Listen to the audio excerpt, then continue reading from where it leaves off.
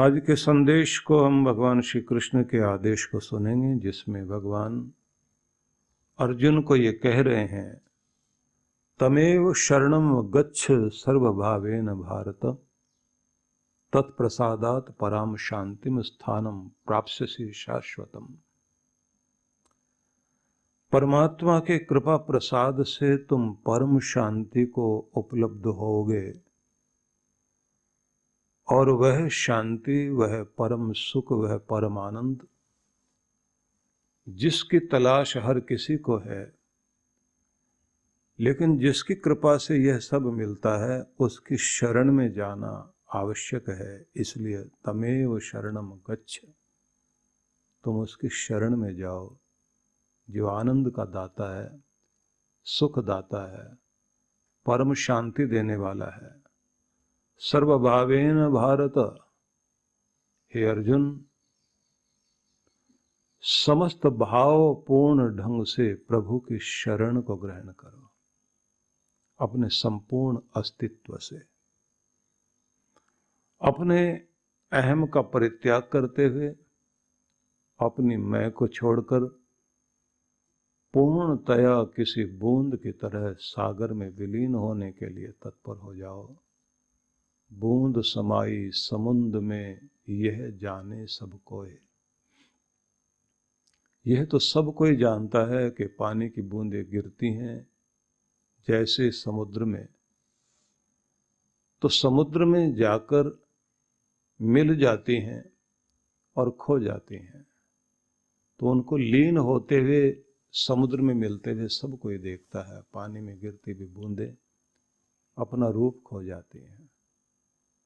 लेकिन बड़ा सुंदर भाव कहा, समुद्र समाया बूंद में, बिरला बूझे कोई।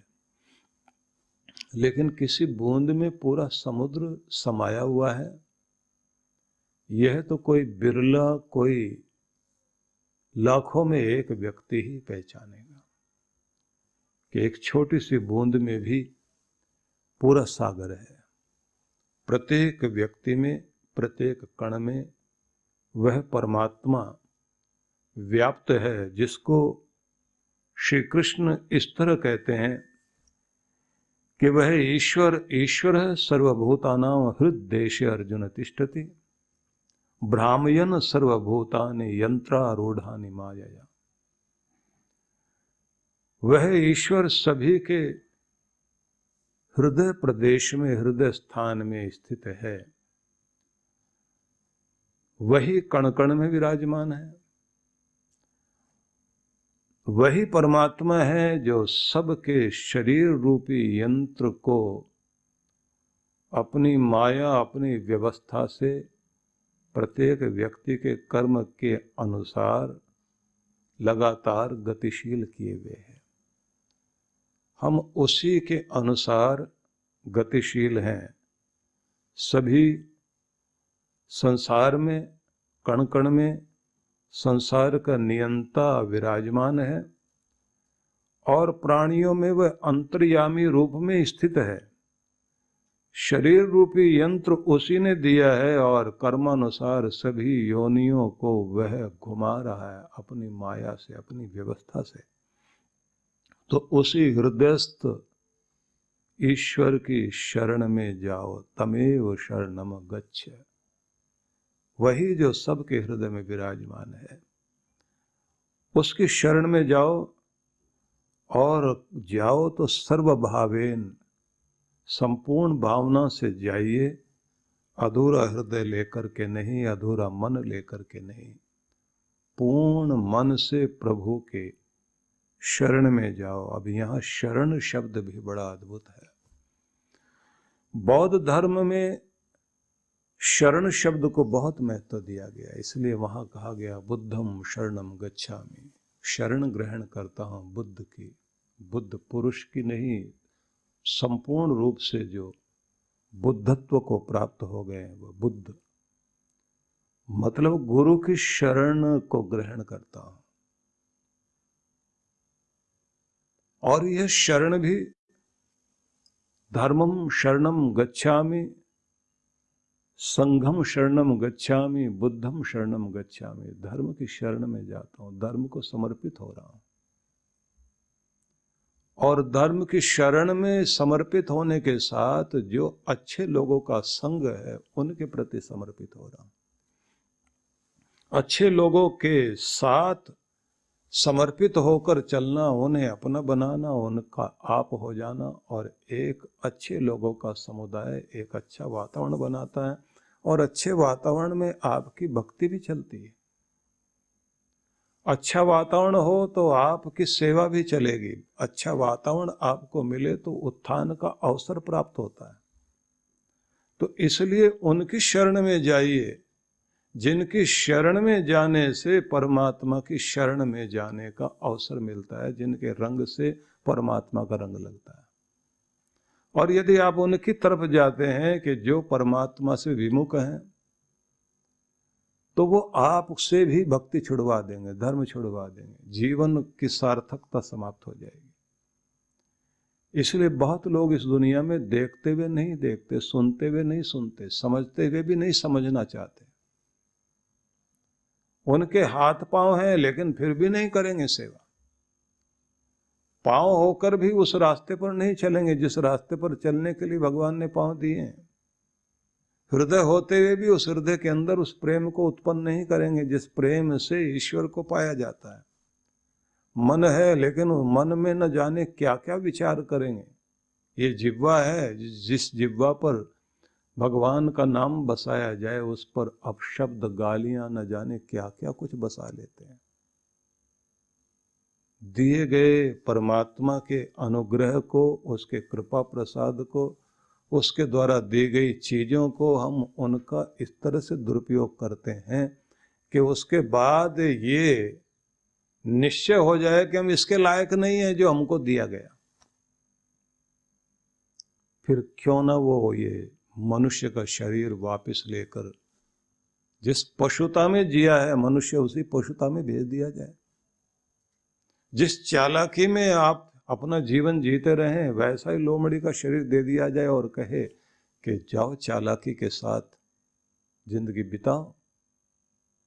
जिस तरह से हर समय रंग बदलते रहने की आदत थी, तो चलिए अब तुमने यही जीवन जिया है तो गिरगिट का शरीर दिया जाए। और गिरगिट रंग बदलने में बड़ी माहिर है, तो फिर वो मौका मिलेगा। क्योंकि हम अपनी पात्रता खो गए और ये सिद्ध कर दिया कि हम इस लायक नहीं है कि हमको ये दिया जाए। और ये बात ध्यान रख लीजिए, जो लायक नहीं होता उससे वो चीजें छीन ली जाती हैं, वो पद छीन लिया जाता है। तुम्हारी योग्यता ही तुम्हें किसी ऊंचाई पर लेकर जाती है। किसी की सिफारिश से आपको सम्मान दिया जाए तो वो सम्मान नहीं होता। उसको तो आपको अर्जित करना पड़ता है, उसे तो आपको कमाना पड़ता है। और कमाना चाहते हो तो उसके लिए बहुत कुछ गंवाना भी पड़ता है, बहुत त्याग करना पड़ता है, बहुत बलिदान करना पड़ता है। किसी ऊंचाई तक पहुंचना आसान नहीं है। ये ठीक है कि समाज आपको एक स्थान देता है, समाज की दृष्टि में आपका मान होता है। समाज जब चाहे आपको अपने मान सम्मान से नीचे गिरा दे। कोई एक व्यक्ति खड़ा हो जाए और खड़ा होकर के कुछ भी अंट शंट बातें करके आपके बारे में समाज को बरगला दे, तो बहुत जल्दी समाज का ध्यान बढ़ जाता है। तो समाज के हाथ में आपका मान सम्मान है, लेकिन ये बात ध्यान रख लीजिए कि जब तक आप खुद का सम्मान नहीं करते तो समाज के सम्मान और अपमान करने से आप खुद का सम्मान कर नहीं रहे। तो कोई आपका सम्मान कर भी रहा हो तो वो सम्मान नहीं है। और अगर कोई अपमान भी करता और आप खुद को सम्मानित मानते हैं, अपने भीतर में आप सम्मान वाले हैं, तो ये बड़ी अद्भुत बात है। फिर कोई फर्क नहीं पड़ता। असल में तो या तो आप उनकी भाषा को समझे नहीं, या फिर आप ये माने कि वो ना समझ है। एक बहुत अच्छे लेखक हुए हैं और महान चिंतक हुए, दार्शनिक और कवि जिब्रान। उन्होंने ऐसा ही उदाहरण लिखा कि किसी प्रदेश से घूमते घूमते एक व्यक्ति दूसरे प्रदेश में चला गया और वह जंगल में रहने वाला व्यक्ति था। गांव का वातावरण चारों तरफ, वहां से चलकर किसी प्रदेश में गया था और जहां गया तो वो एक ऐसे स्थान में चला गया, एक शहर है। अब उसने एक जगह देखा कि कुछ साज बज रहा है, भीड़ इकट्ठी है, लोग कुर्सियों पर बैठे हुए हैं, टेबलें सजी हुई हैं और बहुत आनंद में है, सबके आगे थालियां लगी हुई है, लोग खा भी रहे हैं। अब ये आदमी चल कर के अंदर दरवाजे से घुसा, जैसे सब जा रहे थे ऐसे ये भी गया और जाकर एक कुर्सी पर बैठ गया, टेबल सामने है। और इतनी देर में, क्योंकि ये पता नहीं, इसको वहाँ की भाषा नहीं आती, वहाँ का तरीका नहीं आता, जाकर के बैठा तो इतनी देर में बहरा आया। अब वो एक रेस्टोरेंट था, उसने सोचा कि यहाँ कोई महफिल सजी हुई है जैसे अपने गांव में होती है, कोई भंडारा चल रहा है। कुर्सी पर बैठ गया और जैसे उसने आकर के झुककर अभिवादन किया, इसने भी झुका। ये भी जैसे उसने एक इशारा किया तो ये चुपचाप बैठा हुआ इशारा करता रहा, ले आओ। बैरे ने समझा कोई मंगा रहा है, जो थालियां सबके लिए मंगाई जा रही हैं उसी की तरफ इशारा कर रहा है। उसने जो है थाली आई और बड़ा झुक झुक के इसने उसको थैंक्स किया, मतलब अपनी भाषा में बोला। वो इसकी नहीं समझता, ये उसकी नहीं समझता है। इसने खाया पिया और बोले बहुत अच्छे लोग हैं यहाँ, इतना अच्छा भंडारा और इतना अच्छा भोजन दिया। उसके बाद वो एक पर्ची लेकर के आया, उसने कहा कि पैसे। अब ये तो समझे नहीं बात क्या है। उसने अपमान करना शुरू किया तो इसने सोचा कि अपनी भाषा में कुछ बोल रहा है, तो लगता इस समय जो है कोई मंत्र पढ़े जाते होंगे भोजन कराने के बाद। वो तो गालियां वालियां बोल रहा था, वो उसको मंत्र समझ रहा है, क्योंकि अंदर से समझता नहीं है। अब वहां वाले जो है मैनेजर के पास लेकर गए तो इसने उसकी तरफ झुक करके वैसे किया जैसे सब कर रहे थे, तो उसने भी किया। उसके बाद उसने जो है जोर जोर से कुछ बोलना शुरू किया। ये समझता है कि शायद ये भी कोई मंत्र सुना रहा है, क्योंकि यहाँ कोई स्वागत का तरीका ही बहुत अच्छा है। और ये बड़ा गदगद है कि बहुत अच्छे लोग हैं, बड़ा अभिनंदन किया, बहुत अच्छे से खिलाया पिलाया गया। मैनेजर ने जो है वहाँ का गांव का सरपंच था, उस जगह का एक न्याय करने वाला व्यक्ति था, उसको बुला लिया। उसने कहा कि बहुत चालाक आदमी लगता है, बहुत धूर्त है या फिर बहुत मूर्ख है। बैरे ने कहा साहब मूर्ख होता तो समझ में आ जाता, पूरी थाली खाई है इसने और बड़ा झुक झुक करके ये ऐसे कर रहा था कि लग रहा था बहुत समझदार है। सरपंच ने अपनी तरफ से न्याय दिया और उसने कहा कि और तो कुछ कर नहीं सकते, गधा लेकर आओ और इसके गले में एक तख्ती लगाओ, देख लो एक महामूर्ख और बहुत धूर्त खा पी के यहां से निकल रहा है, पैसे है नहीं। गले में तख्ती लगाई, गधे पे बैठाया गया। अब ये सोचने लगा कि जिस गधे पे बैठ के मैं अपना सामान वामान ढोता हूं, उससे मजबूत गधा लेकर आए ये लोग। वो तो अपमान कर रहे हैं लेकिन इसको नहीं महसूस हो रहा है, इसको तो लग रहा है बहुत अभिनंदन हो रहा है। और जैसे उसे लेकर के चले, इधर लोग ढोल बजाते जा रहे हैं, बच्चे हंसते जा रहे हैं, ये भी खिलखिला के हंस रहा है। बड़ा स्वागत, बड़ा अभिनंदन। ऐसा अभिनंदन कहीं नहीं हुआ। गांव के लोगों को कहूंगा तुम भी आना इधर, बहुत अच्छा भोज होता है। और बाद में अभिनंदन भी करते हैं और फिर मन मन में सोचे कहीं ऐसा ना हो ये यहाँ का राजा वाजा बना दे हमको। कुछ ज्यादा ही इन लोगों ने हमारे अंदर कोई खास चीज देख ली, लगता मैं ज्यादा कोई खूबसूरत हूं। अब उसके मन में आया कि मैंने अपने आप को आज इतना सजाया भी नहीं और ये लोग इतना मान कर रहे हैं। इतनी देर में ही ये सोचने लगा, काश के अगर मेरे गांव का कोई आदमी यहाँ होता, उधर का कोई होता और उसको मैं कहता गांव में खबर दो।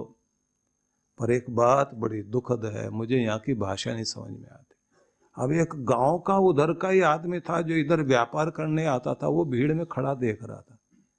इसने उसको देख लिया, इशारा किया। अब वो नजदीक तो आया, लेकिन उसने सोचा कहीं ऐसा ना हो मुझे भी दूसरे गधे पे बैठा दें ये लोग। वो भी भाग गया। अब ये मन मन में सोच रहा है मेरे सम्मान से ईर्ष्या कर रहा है, जल करके भागा है। इतना बड़ा सम्मान मुझे मिल रहा था, देखा नहीं गया उससे। और उसके बाद जैसे ही इसको गधे से उतारा गया तो इसने पीछे मुड़ के सबकी तरफ झुक झुक के प्रणाम किया और कहा कि ऐसा स्वागत ये तो कभी सपने में सोचा था। और मुड़ मुड़ के कहे फिर आएंगे, जरूर आएंगे। और इधर वाले कहें शक्ल मत दिखा देना इधर की तरफ, आना ही मत, नहीं तो इस बार इससे भी ज्यादा कुछ करेंगे। आज पीटा बीटा नहीं है, बस गधे पे बैठा के घुमाया जरूर है। और ये बार बार हाथ हिलाए, अब की बार फिर आएंगे, एक बार और मौका, और रिश्तेदारों को भी लेकर के आएंगे, दिखाएं तो सही। अब आप समझ लीजिए कि जो अंदर महसूस कर ही नहीं रहा तो उसे अपमान कैसे, उसे तो स्वागत लग रहा है। जब आप किसी की बात को अपने दिल में महसूस करते हैं, अपमान वहां से शुरू होता है, ध्यान रख लेना। और जब अंदर महसूस करते ही नहीं, और आप कहते हैं किसी की सास बोल रही है, किसी की बहू बोल रही है, और कोई कहे पागल है, जोश में है, मूर्खता में है, गुस्से में है, बोलना है इसने, बोलेंगे। हमारे अंदर नहीं जा रही है बात, हम महसूस नहीं कर रहे हैं। समाज के हाथ में आपका मान अपमान होता है, लेकिन ये बात ध्यान रख लीजिए, अगर आपका हृदय स्वयं का सम्मान करता है और आप अपनी वैल्यू जानते हैं, अपनी कीमत को जानते हैं और खुद को पहचानते हैं, फिर कोई अपमान नहीं, फर्क नहीं पड़ेगा आपको। 108 कुंडीय श्री गणेश लक्ष्मी महायज्ञ परम पूज्य सद्गुरुदेव श्री सुधांशु जी महाराज एवं डॉक्टर अर्चिका दीदी जी के पावन सानिध्य में विश्व जागृति मिशन पिछले कई वर्षों से जनहित में सुख समृद्धि एवं रिद्धि सिद्धि प्राप्त कराने हेतु श्री गणेश लक्ष्मी महायज्ञ का आयोजन करता आ रहा है। इसी क्रम में इस वर्ष भी आनंद धाम आश्रम के पवित्र प्रांगण में 4 से 7 अक्टूबर तक 108 कुंडीय श्री गणेश लक्ष्मी महायज्ञ आयोजित किया जा रहा है, जिसमें गणेश लक्ष्मी के महाजाप के साथ साथ मंत्राहुति विशेष रूप से होगी। साथ ही 7 अक्टूबर शरद पूर्णिमा के अवसर पर वरदान सिद्धि साधना में सम्मिलित होकर इष्ट कृपा व गुरु कृपा प्राप्त करें। कार्यक्रम की रूपरेखा दिनांक 4 से 7 अक्टूबर 2025 प्रातः 8 बजे। विशेष 7 अक्टूबर वरदान सिद्धि साधना एवं शरद पूर्णिमा पर गुरु दर्शन। आप सपरिवार इस कार्यक्रम में सादर आमंत्रित हैं। आप घर बैठे भी यज्ञ में भाग ले सकते हैं। यज्ञ में यजमान बनने के लिए संपर्क करें। वृंदावन ध्यान साधना शिविर भगवान श्री कृष्ण की लीला भूमि वृंदावन में पहली बार ध्यान साधना शिविर में भाग लेने का सुनहरा अवसर। आइए, जहां बाल कृष्ण का बचपन बीता वहां ध्यान की यात्रा करें। परम पूज्य सद्गुरुदेव श्री सुधांशु जी महाराज एवं डॉक्टर अर्चिका दीदी जी के पावन सानिध्य में श्री कृष्ण ध्यान योग 12 से 16 नवंबर 2025। स्थान विजयंती धाम, जगत गुरु श्री निम्बारकाचार्य द्वार के पास, छठी करा रोड, वृंदावन, उत्तर प्रदेश 281121। आयोजक विश्व जागृति मिशन। पंजीकरण व अधिक जानकारी के लिए संपर्क करें 9589938938 9685938938 8826891955 9312284390।